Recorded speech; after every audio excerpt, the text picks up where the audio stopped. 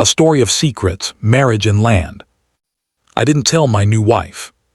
I owned our lodge. She brought a realtor. 72 hours after the wedding. Some men keep secrets to protect themselves. Daniel kept his to find out the truth.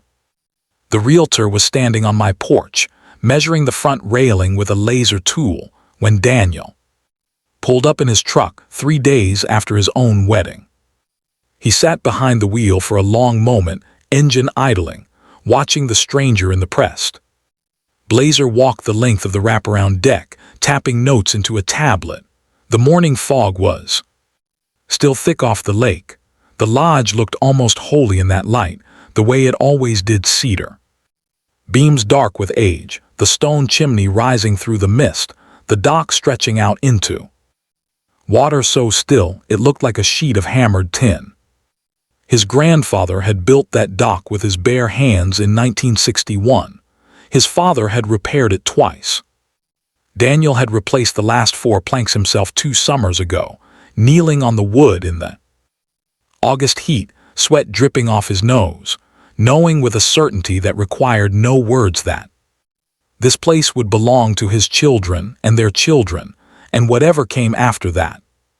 He turned off the engine, got out of the truck, walked to the porch without hurrying, and when the realtor looked up and smiled the practiced smile of a man who expected no complications, Daniel said very quietly, "Can I help you?"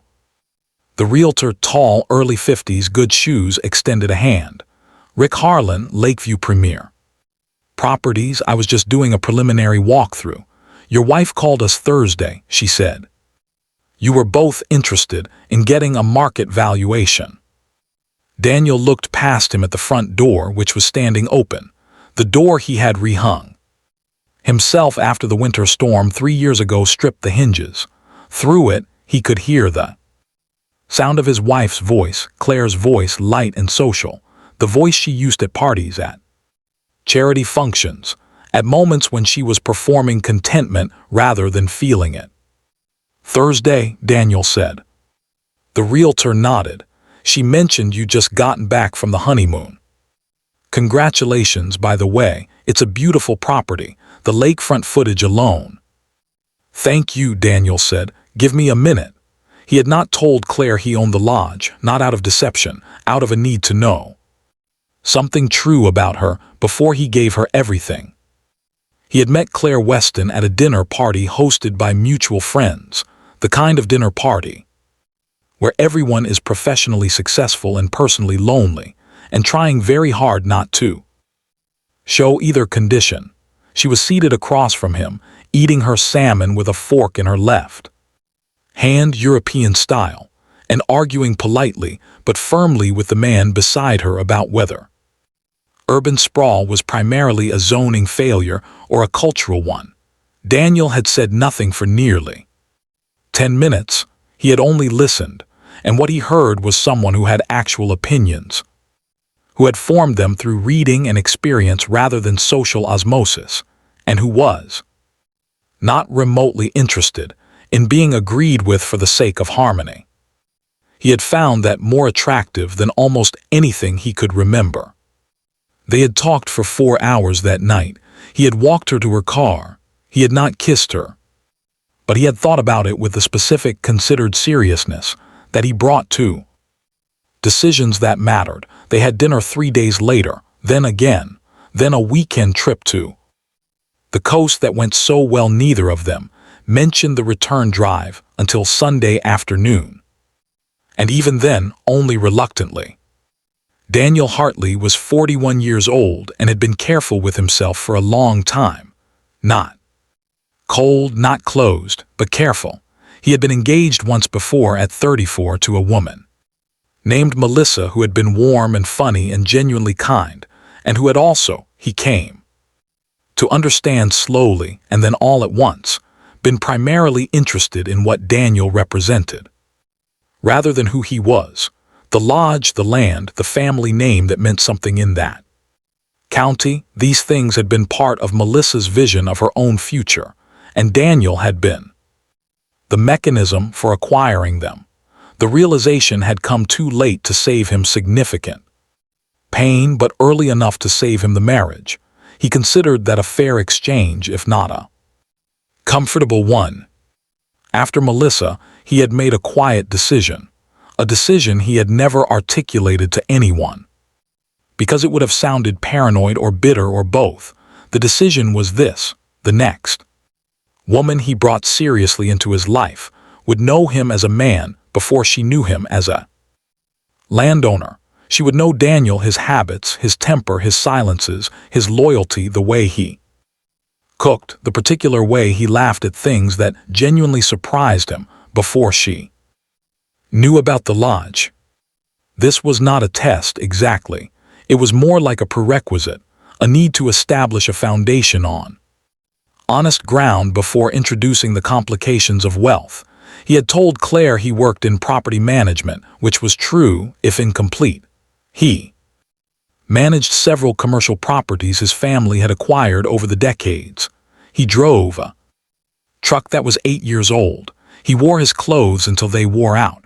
He lived during the week in a modest 2-bedroom apartment in town that he had furnished with the specific indifference of a man who does not particularly care about furniture. None of this was performance. It was simply how Daniel moved through the world, quietly, without announcement, preferring to be underestimated rather than envied. Claire had a good job, an actual career. She was a structural engineer at a firm downtown, the kind of woman who could look at a building and understand it from the inside out. She made enough to live well and had done so independently for 15 years. She had her own apartment, her own car, her own savings. She was not looking for rescue. This mattered to Daniel more than he could easily explain.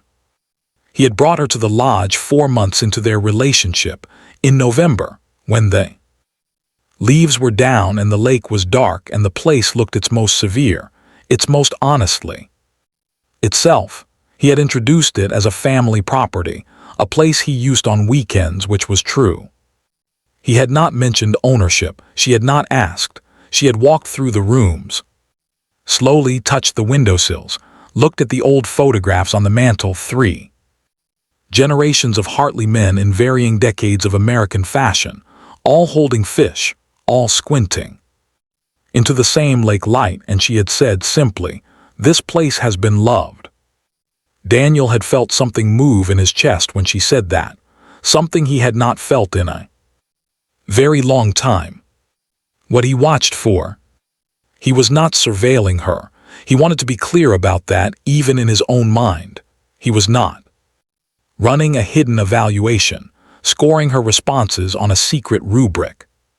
He was simply paying attention the way a man pays attention when something matters to him very much and he has been hurt before. What he watched for was the way she talked about money, whether it entered her imagination as a solution or as a feature of life to be managed. He watched whether she was generous, not with large gestures which are easy, but with small ones, tipping generously without calculation, picking up a tab without theater, giving time to people who could offer her nothing in return. He watched whether she was interested in him when there was nothing to gain on ordinary Tuesday evenings, in the middle of arguments, on the mornings when he was quiet and difficult and not particularly good company. She was consistently, genuinely. By Christmas he was certain he was in love with her. By February he had begun thinking about the rest of his life with the specific, measured seriousness that was his nature.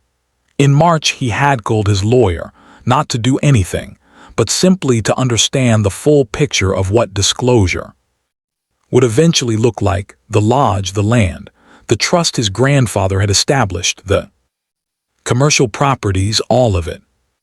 "You should tell her before the wedding," his lawyer had said, simply, without judgment. "I know," Daniel had said, and he had meant to. He had rehearsed it a dozen times, had gotten close on 3 separate occasions: a quiet evening on the dock, a long drive back from the City, a Sunday morning when the light came through the lodge windows in that particular way. That made honest conversation feel possible. But each time something had stopped him, not cowardice exactly, more like a reluctance to change what they had before he was absolutely certain of what they had, because the moment he told her the dynamic would shift, it had to. She would see him differently, at least for a while. And he would never entirely know whether the woman she became after knowing, the woman who had chosen him with full information, was different from the woman who had chosen him without it. He had wanted to keep her for just a little longer in the version of their relationship where she was choosing him freely, with nothing tilting the scales. She had chosen him freely. He had believed that. He had staked the rest of his life on believing it, and then she had called a realtor 3 days after the wedding. They had married on a Saturday in May. Small ceremony, 30 people, the lodge itself. She had cried when she said her vows, which Daniel had not expected and which had undone him entirely, standing there in his good suit with the lake behind him, and the people he loved most watching, and the woman he had waited for without knowing he was waiting, saying words she had clearly meant. He had thought, I will tell her tonight. On the wedding night in this place, I will tell her that this place is ours. He had not. The night had been what it was, and the telling had seemed like an interruption of something too complete to interrupt, and he had told himself he would do it in the morning, and then the morning had become the honeymoon, and the honeymoon had become 3 days of uninterrupted happiness in a rented cottage on the coast, and he had been a coward about it. And he knew he had been a coward about it, and he had told himself he would fix it the moment they got home. He had come home to find Rick Harlan measuring his porch railing. Inside the lodge, Claire was in the main room when Daniel came through the door. She was standing near the fireplace with a mug of coffee, still in the easy clothes she'd traveled home in, loose linen pants, a soft navy pullover, and she looked beautiful and relaxed, and something else he couldn't immediately name. She looked comfortable in the way that she had always looked. Comfortable at the lodge, like she belonged to it or it to her. He had always loved that about her. Now he held it at arm's length and examined it differently. Hey, she said, smiling, you met Rick. I met Rick, Daniel said. I thought it would be useful to get a sense of the market value, just as a baseline, so we know what we're working with. He looked at her for a moment. What we're working with. Her smile stayed, but something in her eyes shifted, the micro-adjustment of a person registering an unexpected tone. For our finances, going forward, it's our biggest asset. Obviously. Is it? She set down the coffee. Daniel, what's wrong? He walked to the window, looked at Rick Harlan on the dock now, photographing the water. Footage with a professional camera, the kind that bracketed exposures for the best listing light. He watched for a moment, then he turned back to Claire. How long have you known? He asked. Known what? About the lodge, what it's worth. She looked at him steadily. I looked it up after we started talking seriously. Of course I did. I'm an engineer, Daniel. I evaluate structures for a living. I'm not going to be in a relationship with someone and not understand the full picture of what I'm stepping into. You knew before we got married. Yes, you never said anything. Neither did you. A pause. I was waiting for you to tell me the whole time I was waiting, and when you didn't, she stopped, looked at her hands. I didn't know what to make of it. Whether you didn't trust me, or whether you were protecting yourself from something, or whether you were waiting to see if I'd sign over an asset before you knew what you were actually getting, Daniel said. His voice was flat, not cruel, flat in the way of a man keeping control of something that wants to become anger. The room went very quiet. Outside, a heron passed low over the water. Rick Harlan clicked his camera on the dock. Is that what you think? Claire said. I don't know what I think. That's not an answer. No, it isn't. He turned back to the window. Call Rick in, please. Tell him we won't be needing a valuation. She called Rick in. Rick packed up his equipment with the practiced neutrality of a man who had walked into enough domestic weather to know when to say very little. He left a card on the kitchen table. The door closed behind him with a sound that seemed louder than it should have been. They sat at the kitchen table, the same table Daniel's grandmother had served Sunday dinners at for 40 years, and they were quiet for a long time, not the comfortable quiet of people who know each other well enough to share silence, the uncomfortable quiet of people standing at the edge of something they have not yet decided whether to cross. Daniel spoke first. I need to tell you some things, he said, about me, about this place, about why I didn't tell you before the wedding, and why that was a failure on my part. Okay, Claire said. He told her about Melissa. He had mentioned her before in the way people mention old pain. Briefly, with careful omission, but now he told her the whole shape of it. The slow understanding, the way wealth had functioned as a gravitational force in that relationship, bending everything toward it without ever being named.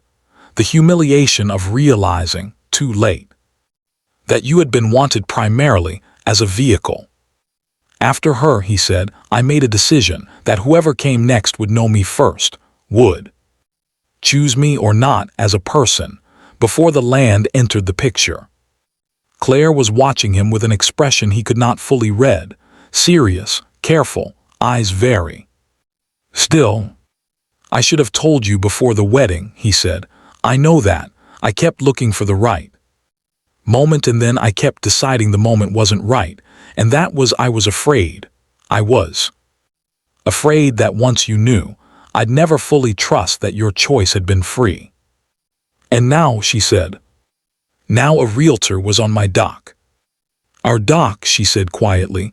I thought it was our dock. That's why I called him, because I thought we were married and this was our property, and understanding our finances was a normal married thing to do.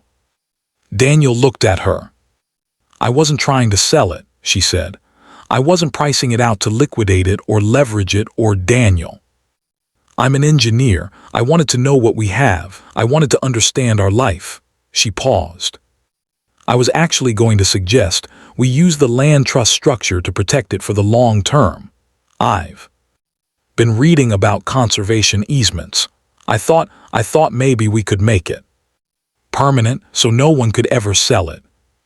The silence after that was different, softer, or maybe heavier. Daniel wasn't sure which. What she knew.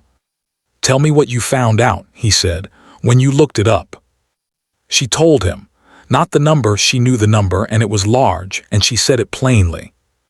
Without drama, but also the history. She had found the county records, had traced the title back to his grandfather's original purchase in 1954, had read the old plat maps, had looked up the trust instrument, had spent 2 evenings, she said, understanding the full legal picture of what this place was and how it was held. Why, he asked. Because I was going to marry you and I wanted to understand what I was marrying into. Not to take anything, to understand it. There's a difference. She looked at the window at the lake. Pale and still in the morning light. My parents lost their house when I was 12. Did I ever tell you that? She had not. My father had a business partner. They had a verbal agreement about the business. A handshake thing, very old-fashioned, very trusting. And when the partner decided to dissolve everything, there was no protection. We lost the house, the savings, most of it. My mom worked nights for 3 years. She paused. I became a structural engineer because I wanted to understand how things hold together, what makes something solid, what the load-bearing elements are. She looked at him. When I'm in a relationship that matters to me, I do the same thing." Daniel was quiet for a long time. "You were evaluating the structure," he said finally. "Yes." "And what did you find?" She looked at him steadily. "I found a man who had built something real and was terrified of losing it. And I found a place that had been loved so carefully for so long that it had absorbed it. You can feel it in the rooms, in the wood, in everything. And I found," she stopped, looked at her hands. "I found myself wanting to be part of that, not to own it, to be part of it. There's a difference." She had not wanted the lodge the way Melissa had wanted it. She had wanted to know whether it was safe to love a man who loved a place that much, and whether he could trust her with both. The weight of silence. There was more to say. There always is in conversations that have been put off too long. Conversations that carry the accumulated weight of every previous opportunity to have them that was passed over. They stayed at that table through the morning and into the afternoon, the coffee going cold and then reheated and then cold again, and they said most of it. She told him about the ex-boyfriend who had borrowed money from her and called it an investment and disappeared with both. She told him about the years of being careful with trust. The way Daniel was careful with trust, parsing every new person for the places where Thuit would show. She told him how strange it had been, falling for Daniel because he had felt solid from the beginning in a way she was not used to and did not fully know how to account for.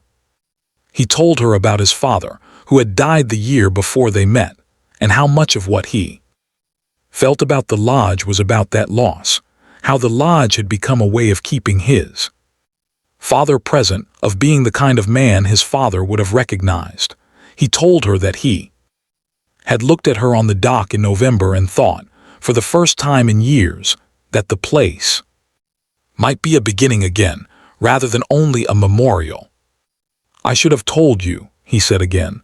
He had said it several times by now, but this time it carried something different, not just guilt but understanding.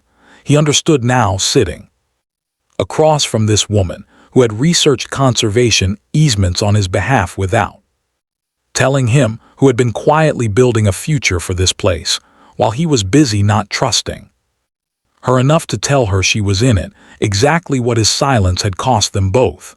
It wasn't fair to you. You made a choice without full information because I was afraid to give it to you. That's not how I want to build a life." "No," she said, "but I understand it." A pause. "I'm not angry." "You should be."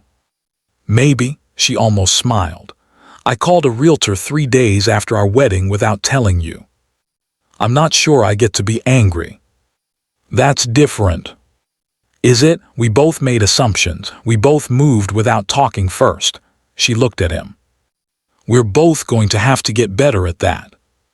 In the late afternoon, they walked to the dock.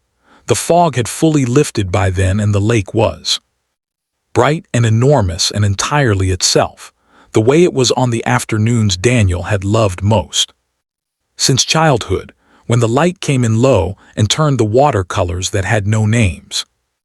They stood at the end of the dock, not touching yet, still in the careful proximity of people who have had a necessary and exhausting conversation and are not quite sure what the geography of each other looks like now on the other side of it. After a while, Claire said, "Tell me about the trust, your grandfather's trust." So he did.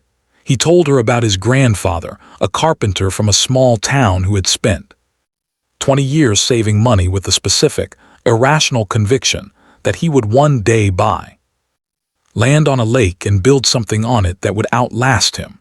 He told her about the way the lodge had been built slowly, over 4 summers, his grandfather driving out on weekends with his sons and his tools and his stubbornness, framing the walls room by room. He told her about the trust instrument, which had been drawn up by a country lawyer in 1971, and which specified, with the earnest directness of a man who had never trusted the impermanence of verbal agreements that the property would pass intact to Hartley descendants in perpetuity, never to be subdivided, never to be sold except by unanimous family consent, held in common for all of them against all the ordinary disasters that scatter families and dissolve inheritances. He must have known something about loss, Claire said. His family lost everything in the Depression, Daniel said. His father worked for 30 years and died with nothing. I think it was his answer to that, his way of saying, "Not this time, not this generation." Claire nodded slowly. The light was changing on the water now, the afternoon turning toward evening, the colors deepening and softening together. A fish broke the surface somewhere out in the middle, leaving a ring that spread and spread until it disappeared. "I want to help protect it," she said. "That's all I wanted with Rick, not to sell it, to understand how to keep it." She looked at him. "I have a contact at the State Land Trust office, a woman I went to school with. If we set up a conservation easement, it would protect the natural land perpetuity even beyond the trust instrument, development restrictions, shoreline protections. No one could ever build over what your grandfather built." Daniel looked at her for a long time. At the certainty in her face, the structural engineer's need to understand load-bearing things, the child who had watched her parents lose a house and had spent the rest of her life understanding what held and what gave way. "Okay," he said. "Okay." Called her what the evening held. They had dinner on the dock. Simple things, bread, cheese, the good wine they'd been given as a wedding gift and had carried back from the honeymoon without opening. The evening came down slowly and completely the way evenings do in May when the days are long and the light refuses to let go. The first stars appeared before it was fully dark. A loon called once, somewhere to the north, and the sound carried across the water with the clarity that only comes in places where the air is clean and the silence is real. "I have to tell you the full picture," Daniel said. "All of it. The commercial properties, the trust. Break down the full financial statement. I should have done it months ago." "Yes," she said, "you should have. I'll have my lawyer send you everything." "Don't send it to me like a disclosure package," she said. "Sit down with me and walk me through it. I want to understand it the way you understand it." A pause. "We're a partnership. I want to know the whole thing." He nodded, agreed. "And she stopped, looked at the water. "I want to tell you something I haven't told you yet about my finances. I have some investments my grandmother left me that I haven't talked about. It's not comparable to this, but it's real, and I kept it to myself because she stopped again. Because you were waiting to see if you could trust me," Daniel said. She looked at him. "Yes." For the first time all day, he almost laughed, not with humor exactly, but with the startled recognition of two people who have been carrying the same careful secret and meeting each other at the exact center of it. "We're a pair," he said. "We are." She leaned into him slightly, shoulder to shoulder, the first uncomplicated physical contact of the day. Two people who have been hurt waiting to see if the other one is safe. "Are you," he asked, "safe?" "Yes," she said without hesitation. "Are you?" "Yes," he said, and he believed it this time with the full weight of the day behind it, the argument, the disclosure, the conversation at the table, all of it. Belief earned the hard way, which was the only kind that held. He called his lawyer the next morning, not to ask about disclosure, that conversation was past, but about the conservation easement. He described what Claire had proposed, and his lawyer was quiet for a moment and then said, "That's actually very smart," which was the highest form of legal praise Daniel had ever received on his behalf from a professional who charged $300 an hour. Claire called her contact at the Land Trust office. They had a long conversation Daniel could hear. From the other room, technical, specific, Claire asking questions he didn't fully follow but recognized as the right kind of questions, the kind that showed she understood the underlying structure. Afterward she came and found him on the dock. "It's doable," she said. "Takes about 6 months to complete. There'll be a baseline documentation survey, a conservation plan, an endowment contribution. But at the end of it, this shoreline is protected forever. No development, no subdivision, your grandfather's footprint on this land becomes permanent." Daniel looked out at the water, at the dock his grandfather had built, the trees his father had walked under, the specific angle of morning light that had been the same light his whole life and the lives before it. "Let's do it," he said. 6 months later. The easement signing happened on a Tuesday in November, almost exactly a year after the first November evening Daniel had brought Claire to the lodge. They signed the documents at the kitchen table, the same table that had held the weight of so many conversations, good and bad and necessary. The land trust representative, a quiet woman named Patricia who had spent 30 years protecting shorelines and spoke about it with the straightforward devotion of someone who has found their proper work, witnessed the signatures and said simply, "This land is protected now, in your lifetimes and after." They had dinner that evening in the main room. Daniel made the lamb recipe his father had made every fall, the one that took 4 hours, and made the whole lodge smell like rosemary and wood smoke. Claire opened wine. They lit the fire for the first time since the previous winter. And the room held the firelight the way it always had, the way old rooms hold light, softly, generously, without trying. On the mantel, among the old photographs of generations of Hartley men squinting into lake light, there was a new photograph now, a wedding photograph, Daniel and Claire on the dock in May, the lake behind them, both of them slightly blurry because the photographer had caught them a moment before the official pose, a candid shot, the two of them in mid-conversation, leaning toward each other, both laughing at something. Daniel's grandmother had said once, a long time ago, that the lodge would know who belonged to it. He had thought at the time that this was the kind of thing grandmothers said. He was less sure of that now. "What are you thinking?" Claire asked. "That I almost ruined this," he said, with the silence. "Almost," she said.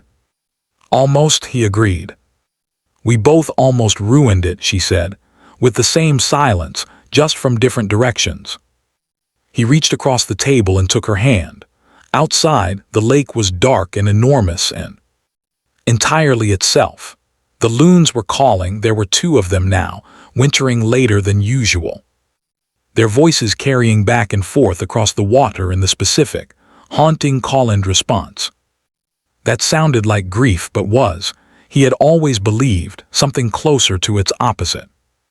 "I'm going to stop being careful," he said, "with you from now on." She looked at him. "Not reckless," he said, "just not guarded. Whatever I'm thinking, whatever I'm afraid of. Whatever the full picture is, you get it, all of it. No more waiting for the right moment." "Okay," she said. "Same." "Same," he agreed. The fire shifted and settled. The loons called again, farther away now, moving out toward the center of the lake. The lodge was warm and solid around them, the way it had always been, the way his grandfather had built it to be, to hold what mattered, to outlast what didn't, to stand through every season and still be here when the people it loved came home. Daniel looked at his wife across the table, at the woman who had researched conservation easements without being asked, and said this place has been loved before she knew she would be the one to help him keep it. And he thought, she knew before I did, that this was real, that this was worth protecting. She had looked at the structure and understood the load-bearing elements before he had even shown them to her. He was still learning, he supposed, how to let himself be that understood. He thought he could manage it. The lake said nothing. The fire burned. Outside, the stars were extraordinarily clear over the water, the way they always were out here, far from the city lights in the oldest dark. This place would outlast them. That was the agreement with the land, with the trust, with the conservation easement, with the generations behind them and whatever came next. It would stand here after they were gone the way it had stood before they arrived, holding the accumulated weight of everyone who had loved it, the careful proof that some things, built well and protected honestly, did not have to end. Daniel thought that was enough, more than enough. He thought that might be everything.